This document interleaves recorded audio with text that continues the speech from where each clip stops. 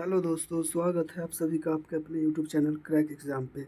जैसा कि देख रहे हैं एनसीईआरटी होमवर्क सीरीज़ में आज चैप्टर नंबर 4 है, शरीर में गति। 3 चैप्टर पीछे हम लोग देख चुके हैं और ये चैप्टर नंबर 4 है। तो इसका बारी बारी से एक एक करके क्वेश्चन देखेंगे जो कि ओनली एनसीईआरटी से है। ठीक है, इसका पहला क्वेश्चन देखेंगे। कहता है धुराग्र संधि शरीर के किन भागों को जोड़ने का काम करती है। तो जो धुराग्र संधि होती है वो गर्दन तथा सिर को जोड़ने का काम करती है। अगला क्वेश्चन है संकुचन की अवस्था में पेशी छोटी, कठोर एवं मोटी हो जाती है तथा यह अस्थि को क्या करती है। तो जो संकुचन की अवस्था में क्या होता है, आगे पीछे संकुचन ऐसे नहीं होता, आगे पीछे, तो क्या करता है, खींचती है। ठीक है, अगला क्वेश्चन देख लीजिएगा। अगला क्वेश्चन कहता है उपास्थियों से बने अंग का क्या नाम है। तो उपास्थि से अंग जो बने हुए, कान बने हुए उपास्थि से ही बने हुए हैं। हिज संधि में कैसी गति होती है। तो हिज संधि में जो गति होती है वो केवल आगे और पीछे होती है हिज संधि में। मेरुदंड कितनी अस्थियों से बना होता है। मेरुदंड जो कितने पीछे अनेक अस्थियों से बना हुआ है मेरुदंड। ठीक है, इसको देख लीजिएगा मेरुदंड कितने से बना हुआ है, तो अनेक अस्थियों से बना हुआ है। ऐसे जानकारी के लिए जान लेंगे मेरुदंड जो है उसमें कितनी अस्थि होती है, तो 31 जोड़ी होती है। ठीक है, शरीर का अंग जहाँ से मुड़ता है उसे क्या कहते हैं, संधि या जोड़। जहाँ से मुड़ता है उसे क्या कहेंगे, संधि या जोड़ कहेंगे। शरीर की अस्थियों का ढांचा कहलाता है। शरीर की अस्थियों का ढांचा जो है वो कंकाल तंत्र कहलाता है। ऊपरी जबड़े एवं खोपरे कपाल की संधि क्या कहलाती है, अचल संधि। चल मतलब आगे पीछे इधर उधर नहीं हो सकती, इसको अचल संधि कहते हैं। निम्न में से कौन सा शरीर का भाग क्रिया करने में सहायता करता है। क्रिया करने में कौन सहायता करता है, मांसपेशी और हड्डी करता है।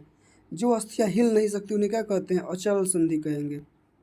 गर्दन तथा सिर को जोड़ने वाली संधि को क्या कहते हैं, धुराग्र संधि कहते हैं। चारों तरफ घूम जाता है, चारों तरफ नहीं घूमता है, पीछे नहीं घूम पाता है। ठीक है ना, इधर उधर घूम लेता है, इसलिए इसको धुराग्र संधि कहते हैं।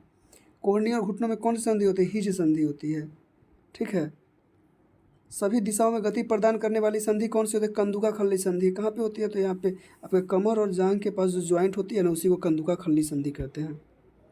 अगला क्वेश्चन है किस संधि में बेलनाकार अस्थि एक छल्ले में घूमती है।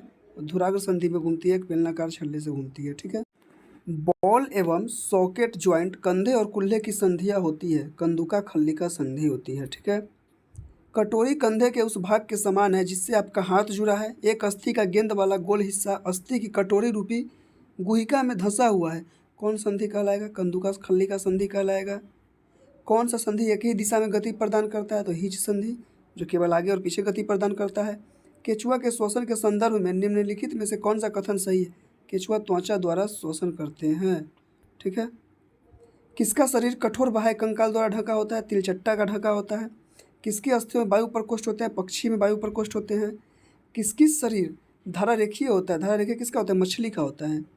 किसका शरीर अनेक वलय में जुड़ा होता है, सर्प या सांप का जुड़ा होता है।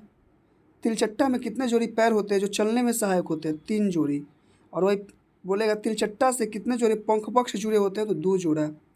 ठीक है, और मेरुदंड में कितने कशेरुकाओं का बना होता है, तो मेरुदंड जो है 33 कशेरुकाओं का बना होता है। ठीक है, कहता है घेंघा किसकी सहायता से गति करता है।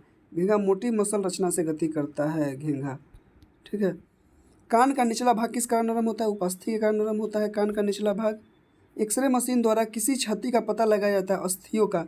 जब हड्डी टूटता है हाथ पैर में का, तो क्या करते हैं, एक्सरे करवाते हैं ना, वही एक्सरे मशीन द्वारा किसका पता लगाया जाता है, हड्डियों का। शरीर के किन भागों में संधि होती है, कोहनी में, कंधे में, घुटने और गर्दन में। पसली पिंजर का क्या कार्य होता है, तो पसली पिंजर का कार्य क्या है, शरीर के महत्वपूर्ण अंग इसमें सुरक्षित रहते हैं पसली पिंजर में। ठीक है, मनुष्य के शरीर में पसलियों की संख्या है 24। शरीर में अचल संधि का उदाहरण है कंकाल। कंकाल अचल संधि का उदाहरण, हिल डुल नहीं सकता है। मांसपेशी को हड्डी से जोड़ने वाला संयोजी ऊतक है कंडरा, इसी को टेंडन भी कहते हैं। निम्नलिखित में से कौन तंतुमय ऊतक जो अस्थियों को आपस में जोड़ता है, हड्डी को हड्डी में आपस में कौन जोड़ता है, लिगामेंट जोड़ता है। मानव शरीर में सबसे मजबूत मांसपेशियाँ कहाँ होती है, जबड़े की मांसपेशियाँ जो है सबसे मजबूत होती है। ठीक है, अगला क्वेश्चन है सांप का मेरुदंड होता है। सांप का मेरुदंड क्या होता है, लंबा होता है।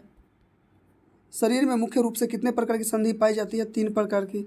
हाथ में, घुटने, केहूनी में हो जाएगा, घुटने में हो जाएगा, गर्दन में हो जाएगा। फेफड़ों की सुरक्षा कौन करता है, तो पिंजरा करता है, पिंजर। हृदय की सुरक्षा कौन करता है, तो पसली करता है।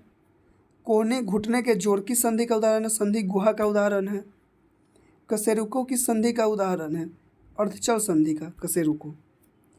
किस संधि में दो हड्डी के बीच उपस्थिति के कारण हड्डियों के दबाव से उपस्थित दब जाती है और एक हड्डी दूसरी हड्डी की ओर झुक जाती है, तो ये अर्धचल संधि की होता है। ठीक है। किस संधि में दो से अधिक हड्डियां संधि स्थल पर हिल डुल सकती है? चल संधि में। हिल डुल मतलब चल सकती है। कोहनी घुटने के जोड़ किस संधि का उदाहरण है? संधि गुहा का उदाहरण है। तिलचट्टा का श्वसन अंग है ट्रेकिया। फेफड़ा का आकार होता है शंक्वाकार होता है फेफड़ा का आकार। मछलियों में उत्सर्जी पदार्थ कौन सा होता है? अमोनिया होता है।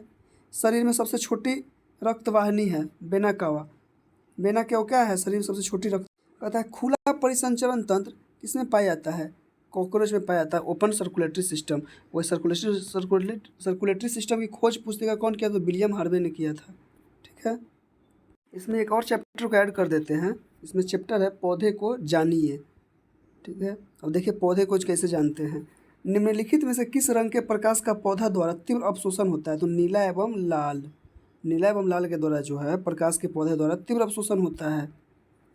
प्रकाश संश्लेषण का उपोत्पाद है, मतलब प्रकाश संश्लेषण के बाद जो हमें उत्पाद प्राप्त होता है क्या प्राप्त होता है? ऑक्सीजन प्राप्त होता है प्रकाश संश्लेषण के बाद। प्रकाश संश्लेषण प्रक्रिया के लिए निम्नलिखित में से किसकी उपस्थिति आवश्यक नहीं है? अब यहाँ दे देगा कार्बन डाइऑक्साइड और ये सब, तो जो ऑक्सीजन का जो उपोत्पाद है ऑक्सीजन की ज़रूरत उस टाइम नहीं पड़ती है।